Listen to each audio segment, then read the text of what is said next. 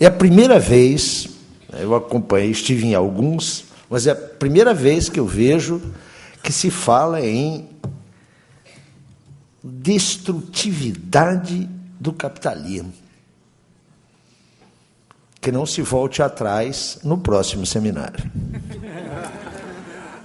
Quero dizer que a intervenção do professor Ziegler é de uma substantividade tal que eu diria que ela sintetiza essa destrutividade, não é? É a destrutividade das vidas.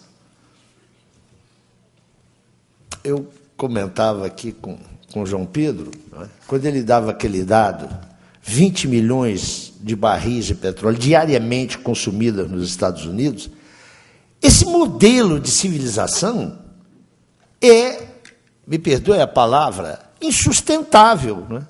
Aqui nesse país hoje tudo é desenvolvimento sustentável, não é? Não, o capitalismo é insustentável.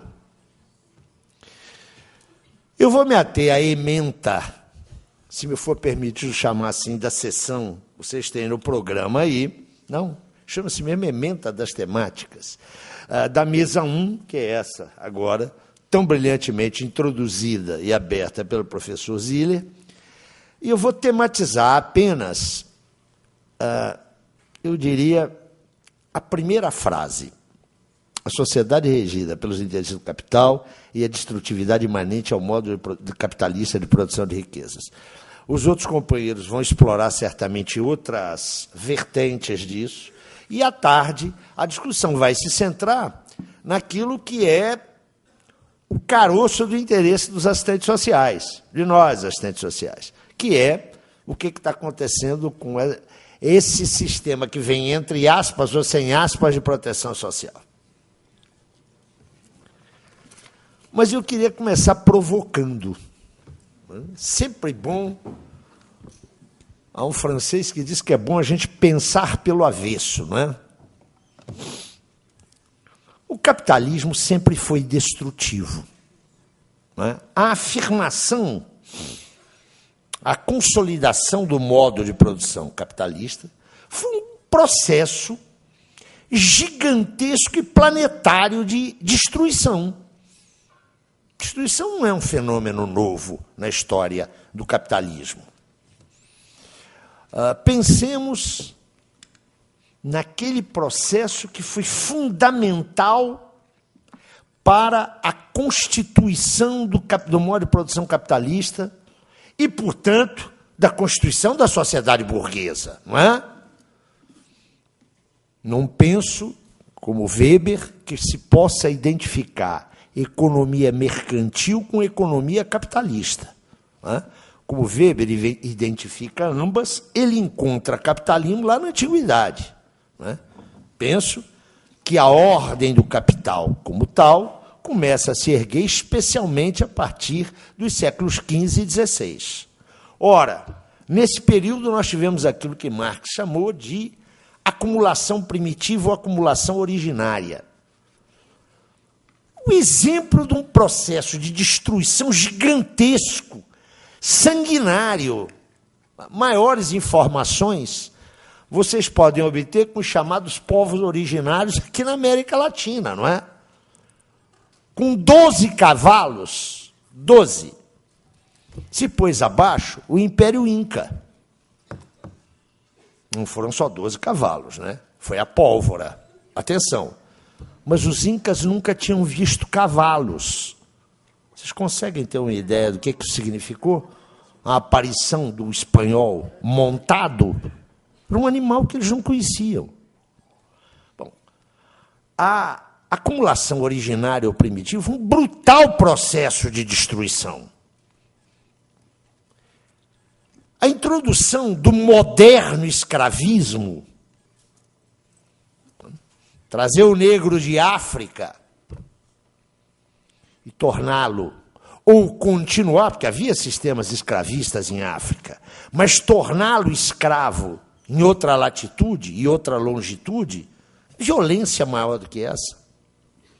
Por que eu estou dizendo isso? Porque eu quero introduzir um pouco de história no nosso debate. Eu não vou sustentar aqui que foi generosa e humanista, a brutalidade, a crueldade, o caráter sangrento, sanguinolento da acumulação primitiva.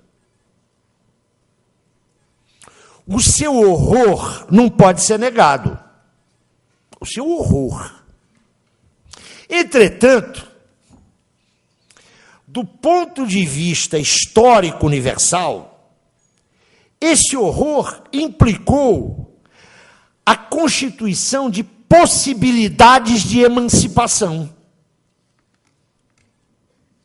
Atenção para isso. Isso só pode parecer contraditório para quem não leva em conta a dinâmica. Eu vou falar uma palavra aqui que as ciências sociais hoje ficam eriçadas. A dinâmica do progresso social. Nós estamos num tempo de tamanho abaixamento dos padrões intelectuais que falar em progresso social é um escândalo, não é? Somos tão relativistas que hoje tudo é nivelado com o mesmo metro. Eu estou convencido que há progresso social. Eu estou convencido que há evolução social. Não é? A conquista do direito de ir e vir, que é produto da Revolução Burguesa. É um enorme avanço. É parte da emancipação política.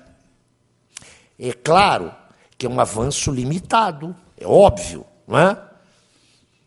Quando eu dava aula, estava na ativa, eu brincava com os meus alunos. É um direito maravilhoso. No próximo fim de semana, todos vocês podem ir para Paris, passar o fim de semana em Paris. Todo mundo é livre para fazer isso. Tem um pequeno detalhe, não é? Tem que ter dinheiro para pagar a passagem, não é? Para pagar a estadia, para comer. Mas tudo bem, mas o direito formal, ainda que seja apenas formal, é muito importante. Isso é uma conquista da Revolução Burguesa. O que eu quero dizer é que só espanta o que estou afirmando aqui aqueles que não compreendem que numa sociedade de classes nunca há avanços unilineares. A cada conquista, a cada passo que se dá adiante, se contrapõem limites.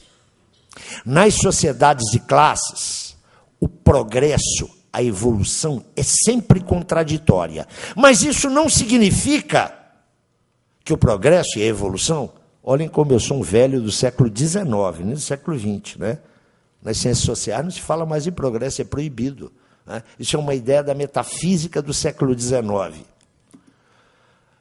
Normalmente, quem sustenta isso vive direitinho, muito bem, com eletricidade, com fogão a gás.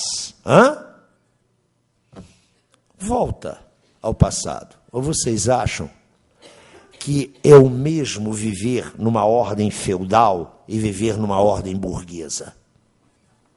A ordem burguesa é um progresso, é um avanço emancipatório nesse roteiro dramático e épico que é a humanidade, que homens e mulheres são sujeitos. Como disse o professor Ziegler, isso tem protagonista. A história não passa em cima das nossas cabeças, não é algo que está acima das nossas práticas sociais. A humanidade tem caminhado num processo evolutivo. E a Revolução Burguesa foi um passo importantíssimo na emancipação política. Por que eu digo isso? Porque a natureza destrutiva da ordem do capital, natureza que não se revela agora, se revela desde a sua gênese, desde a sua origem, na sua consolidação, no seu desenvolvimento, ela historicamente apresentou alternativas e possibilidades efetivas, reais, concretas, de emancipação política e, portanto, de progresso social. Eu tenho alguns amigos que menosprezam as conquistas políticas num marco de democracia burguesa. Acham que isso é desimportante. E exprimem isso em assembleias, encontros, seminários como esses. Eu vejo que a maioria de vocês aqui é muito jovem. Poder fazer um encontro como esse, poder dizer coisas que não são ditas no Estado de São Paulo, na Folha de São Paulo, no Globo, na Rede Globo, isso é uma conquista democrática. Isso é absolutamente importante. Há que valorizar isso. Ou teria sido possível construir o mais importante movimento social brasileiro, que é o MST, sob a repressão da ditadura, na clandestinidade, sem poder falar, sem poder propagandear? Valorizemos o momento democrático. O momento democrático burguês. Eu não abro mão desse qualificativo de classe, mas ele é importantíssimo. Isso é uma conquista da Revolução Burguesa. A constituição da sociedade capitalista teve que incorporar esses elementos democráticos. Isso não estava no ideário da burguesia, mas ela teve que incorporar esses elementos democráticos. Por isso, pensar a destrutividade da ordem do capital implica precisar historicamente a que momento da ordem do capital nós estamos nos referindo. Porque, senão, perderemos de vista conquistas que foram possíveis sobre a ordem do capital. E penso que essas conquistas, que são conquistas da humanidade, se expressam em dois níveis. Primeiro, no nível estritamente material. O desenvolvimento das forças produtivas. O professor Ziller lembrou que, em meados do século XIX, era possível imaginar que a carência, o pauperismo, tivesse longa vida. 150 anos depois, isso não é mais verdade. É possível alimentar todas as bocas que vivem sobre o planeta hoje. Nós não vamos dar Chateaupery, que é um vinho francês muito bom, para todo mundo. Mas o mínimo para uma reprodução fisiológica adequada, isto é possível. Mas não é só aí. Também, do ponto de vista ideal, do desenvolvimento da cultura, da expansão de valores humanistas e, sobretudo, da criação, em função da sua base material, da possibilidade de negar esta sociedade. O movimento operário, que, na segunda metade do século XIX, até, eu diria, os anos 70 e 80 do século XX, foi a coluna vertebral de todos os avanços e de todas as conquistas. Isso é produção da burguesia. Isso é resultado da ação burguesa. Depois eu vou falar dos camponeses, que eu não pus aqui, que você vai me cobrar. Então, penso que nós temos que determinar quando essa destrutividade do capital deixa de operar contraditoriamente. Ou seja, quando ela alcança um estágio tal, onde não há mais nenhuma possibilidade civilizatória no marco do capital. É aí que eu penso que devemos focar a atenção quando tratamos da destrutividade do capital. Vamos lá ver se eu me faço entender. Os revolucionários sempre, em especial os revolucionários modernos, mas eu não restringo isso aos revolucionários modernos, não. Eu penso, por exemplo, no grande levante dos escravos, ainda na Antiguidade Romana. Aquela era uma luta evidentemente suicida, mas eles a levaram a cabo. E certamente nós não estaríamos aqui com a nossa história passada sem tentativas falhadas. Mas, especialmente os revolucionários modernos, sempre tiveram a ilusão de imaginar que a revolução estava ao alcance da mão. A revolução estava logo ali na frente. Isso aconteceu com Babeuf, o jacobino lá da Conjuração dos Iguais, de 1797. Isso aconteceu a vida inteira de Blanqui, Auguste Blanqui, né, que dos seus 81 anos de vida conspirou, parece que 100. Passou 50 anos na cadeia. Conspirava sempre, e conspirava convencido de que ia chegar ali adiante. Mas se eu leio com cuidado o Manifesto Comunista, o que eu encontro ali? Marx e Engels dizendo, olha, essas contradições todas vão explodir logo, logo. E nós vamos ganhar. Eles tiveram razão no curto prazo, explodiu logo, logo, não é? Na mesma semana em que o manifesto sai da gráfica, lá em Londres, explode a Revolução em Paris. Mas nenhuma relação causal entre o manifesto e a Revolução. Né? Os trabalhadores, os artesãos parisienses não foram ler o manifesto para fazer a Revolução. Marx levou algum tempo para se curar dessa pressa, não é? Cerca de 10 anos depois, ele vai dizer, vai usar a expressão, uma época de revolução social. Época! Olha como é que muda a ênfase. Mas também depois, ele voltou a dar umas escorregadas. Isso faz parte da luta revolucionária. Faz parte, eu diria, da condição de revolucionário. Sem ter pressa, até porque eu já tive, não é?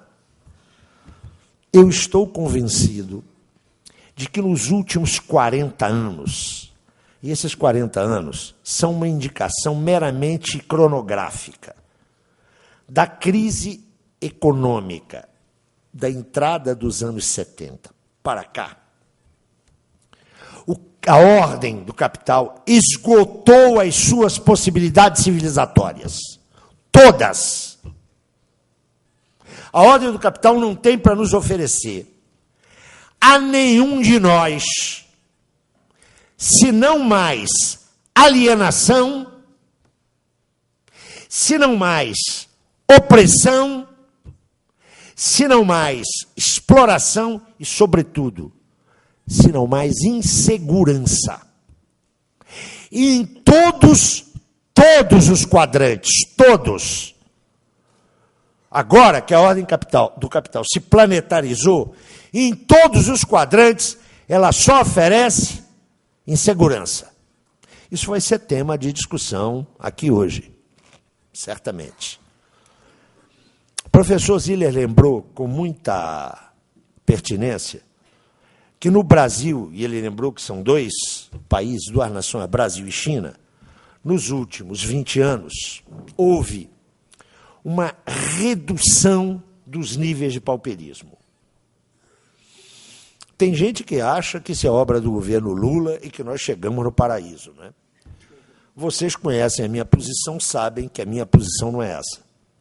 Até porque o principal instrumento, não o único, mas o mais visível instrumento de redistribuição de renda neste país tem uma característica muito clara.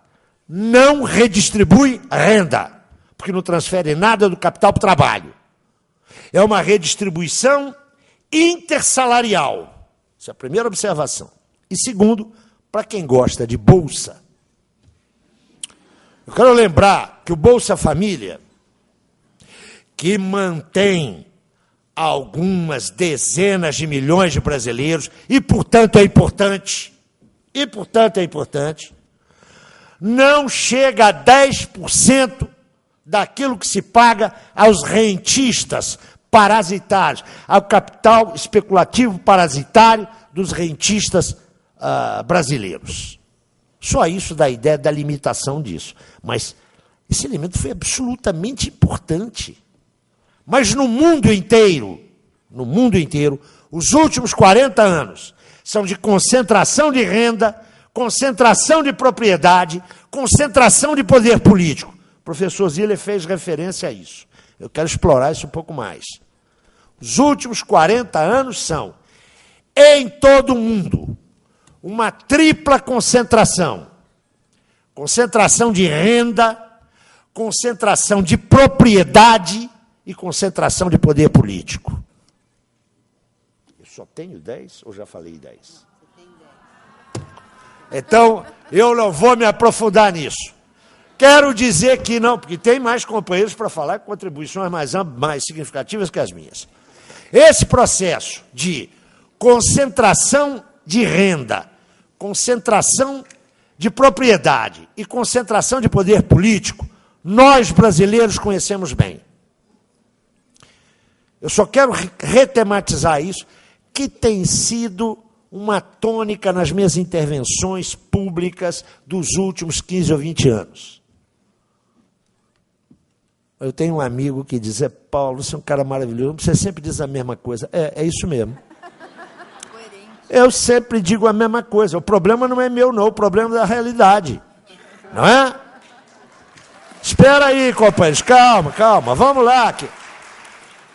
Quem no Brasil fala em redistribuição de renda e não toma nenhuma medida no sentido de desconcentrar a propriedade, está enganando, está mentindo. Aqui, como em todos os lugares, concentração de renda expressa concentração de propriedade. E o problema não é um problema de natureza apenas econômica, é um problema político. Porque aqui entre nós, essa concentração de propriedade se expressa numa brutal concentração do poder político. Ronaldo Costa Couto, que foi ministro do governo Sarney, não me lembro de quê, resolveu ser historiador e fez um curso, um pós, do qual, naturalmente, isso é uma tese, não é? Dos pós, todos saem teses. E, em se tratando de um ex-ministro, a tese é publicada. É um livro que vocês estão dispensados de ler, que se chama História da Nova República, ou História Sincera da Nova República, lá pelas tantas. E aí, ou numa entrevista sobre o livro, que ele conta uma coisa maravilhosa. Às vésperas da eleição indireta de Tancredo Neves pelo Colégio Eleitoral, em janeiro de 1985, às vésperas, os assessores da campanha do Dr. Tancredo foram atrás do então candidato a presidente, já bastante debilitado pela doença que depois o levaria ao reino dos céus, e ele diz, olha, o Maluf está em Brasília, com malas de dinheiro, malas. O senhor tem que ir para Brasília, ele vai comprar o colégio eleitoral. Tancredo teria dito o seguinte, meninos, fiquem tranquilos, das 50 famílias que controlam o Brasil, 30 estão comigo. Então a minha eleição no colégio está garantida. Eu não sei se a história é verdadeira, eu não me lembro se está no livro dele ou se foi uma entrevista que ele deu, porque ele fazia parte da assessoria do Tancredo. Eu não sei se eram 50 as famílias que controlavam o Brasil, mas certamente, hoje, em 2013, maio, 13 de maio, não são mais do que 100. Nós estamos falando de um país, companheiros, de 200 milhões de habitantes. Todo mundo aqui pode votar nas próximas eleições. Agora, ninguém aqui vai escolher os candidatos. Os candidatos decisivos, não é? Eles nos serão apresentados. Mas isso não é um fenômeno brasileiro. Vocês estão acompanhando a crise europeia, não é? Para dar um exemplo mais próximo de nós, Portugal tem 10 milhões de habitantes. 10% desses 10 milhões de habitantes estão no desemprego. Notem, não é 10% da PEA, da população economicamente ativa, não. É 10% da população global.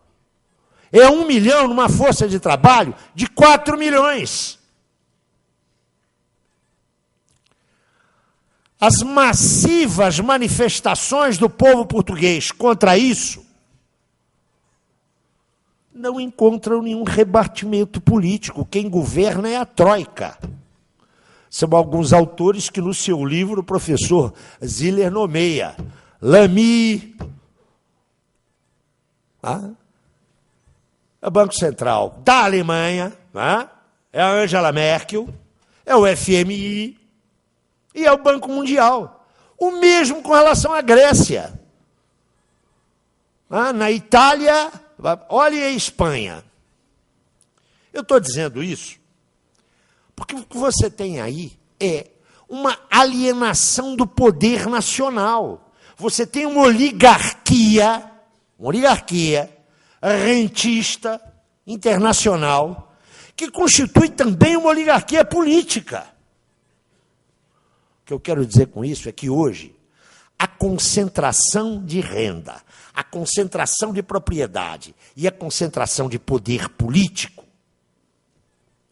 chegaram a níveis tais que a dinâmica da vida social, nos marcos da ordem do capital, não oferece mais nenhuma alternativa, nenhum valor civilizatório.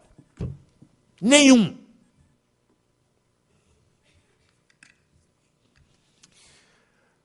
O que a geração de vocês mais deve ter ouvido falar é em crise. Vamos em crise. Tem que tomar cuidado com esse negócio de crise. Qualquer probleminha que aparece é crise. Quero lembrar para vocês que capitalismo é crise.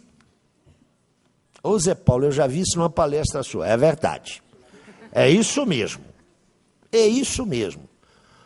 O modo de produção capitalista, se constitui e se afirma, inicialmente, na Europa Ocidental, entre 1770 e 1830. É de 1825, 30, a primeira crise comercial. Entre 1830 e 1999, 2000, cerca de 126 crises marcaram a história do capitalismo. Crises que o pensamento conservador só explica de duas maneiras, não é? De uma maneira psicológica, aliás, foi lembrado pelo professor Ziller. De uma maneira psicológica, hoje vocês conhecem a explicação psicológica. O mercado está nervoso. Dá Lexotan para ele, pronto, acalma o bicho. Ou então, por razões morais, a corrupção. O pensamento burguês não pode explicar a crise. Porque admitir a crise é admitir a contraditoriedade dessa ordem social. Ainda que pensadores burgueses sérios, cultos, aceitaram tacitamente essa contraditoriedade. Eu me refiro a Keynes. Quem falar em proteção social certamente vai lembrar do velho Keynes. Depois que ele publica o seu livro de 36, onde ele propõe intervenções, aquilo que o professor Ziller chamou de intervenções normativas sobre o mercado, ele teve que se explicar para um amigo. Vocês sabem que Keynes frequentava o círculo de Virginia Woolf. Era um intelectual sofisticado. Ele escreve para o amigo. Na guerra de classes, atenção, ele não fala em luta de classes, não, é Keynes. Na guerra de classes, eu estou ao lado da burguesia ilustrada. Eu não sei se é a burguesia ilustrada, mas certamente a burguesia inglesa era um pouco menos ignorante e rasteira que a nossa burguesia nativa, não é? Mas notem, tirante Keynes e os da sua escola, que podem buscar algumas razões que chamam de estruturais, A economia conservadora, burguesa, não pode explicar a crise. E é por isso que vem nos dizendo que teve uma crise em 74, 75, resultado do custo do petróleo. Custo do petróleo não causa crise nenhuma. Pode deflagrar uma crise. Uma crise como aquela tem razões estruturais. Todo mundo aqui sabe que a guerra de 1914, quando a gente lê certos livros de história, a coisa foi porque um cara lá deu um tiro num príncipe daqueles, em Sarajevo. Né? Vocês acham que um crime desata uma guerra mundial? É óbvio que não. Aquilo é a isca, a faísca, mas tem que ter pólvora. O que é novo depois de 1970 é que aquilo que emerge em 74, 75, a grande recessão de 74, 75, mudou o caráter do capitalismo, hipertrofiou processos já existentes. A especulação, que o professor Ziller tão bem trata no caso dos alimentos básicos, não começou aí. Mas, a partir daí, ganhou um crescimento exponencial. Mas também a crise implicou estratégias do capital. Estratégias. Enganam-se aqueles que dizem que os de cima, como falava a Floresta Fernandes, não aprendem com a história. Aprendem sim. Contratam aqueles que aprenderam a vida dos de baixo para trabalhar para eles. O que tem de intelectual de esquerda nos anos 70 e 80 assessorando instituições patronais não está no gibi. Hein? Mas isso, eu diria, não é o essencial. O essencial é que novas realidades se puseram numa dinâmica que a ordem do capital procurou direcionar. Um dos elementos dessa direção é a destruição daqueles mecanismos de regulação política do mercado que foram alcançados a partir de 1930. O quadro contemporâneo desse capitalismo pós-70 é que inviabiliza a ordem do capital oferecer qualquer alternativa emancipadora, qualquer alternativa civilizatória. Então, para este capitalismo, o traço, que já vinha lá do século XVI de destrutividade, ganha uma nova função. É que agora essa destrutividade é o único vetor estratégico a garantir a reprodução do capital. Não tem outro. Eu não posso desenvolver isso aqui porque outros companheiros têm que intervir. Queria só chamar a atenção que a base dessa destrutividade atual são os novos mecanismos deflagrados pela dinâmica capitalista. Nessa crise que já dura 40 anos. Não tem uma crise em 74, 75 e outra em 82. Essa já não é mais aquela crise cíclica. Essa dá todos os indicadores de que é uma crise sistêmica, que já se revelou anteriormente na ordem do capital, no final do século XIX, na transição do século XIX para o século XX, e na explosão da crise de 29. Mas ainda ali havia componentes, notem, emancipatórios e civilizatórios na ordem do capital. Por exemplo, o confronto que foi possível graças a uma grande aliança capitalista para enfrentar a grande expressão da barbárie no século XX, o nazifascismo, que incendiou o mundo, levou ao Holocausto. Hoje, esse tipo de articulação é impensável. É só observar que depois de 91, depois da queda do muro e suas implicações, olhem como se generalizou na Guerra Fria. Os conflitos localizados em África, sobretudo, mas também na Europa. Não nos esqueçamos de Kosovo. E olhem agora de novo para o Oriente Médio. A gente já ouviu o conto das armas químicas. Essa coisa está voltando agora. Tudo isso é para lhes dizer que, neste momento, a ordem do capital não reserva espaço para renovações. Não é por acaso que, sob o capitalismo até os anos 70, a palavra reforma social, abrigou sempre uma proposta mais ampla ou mais estreita de instauração de direitos, de formalização de direitos, de ampliação de direitos. A palavra foi ressemantizada, não é? Hoje, fala em reforma em qualquer setor dos serviços públicos, a gente sabe o que significa. Privatização, terceirização. Notem, essas mudanças não são casuais. Como meu tempo já se esgotou, eu queria terminar dizendo a vocês o seguinte. Penso que foi... duas notas. Eu não tenho que esperar o fim do capitalismo para lutar contra a miséria, para lutar contra a fome, para lutar contra todos os elementos que nessa sociedade oprimem, reprimem e, sobretudo, deprimem. A luta é agora. Não pode esperar para depois. Mas acho que a gente tem que ter a noção dos limites dessa luta, para a gente não se iludir. Se as minhas observações têm algum sentido, é para dizer para vocês que no século XIX e na primeira metade do século XX, aquela alternativa socialismo ou barbárie era uma alternativa de projeção.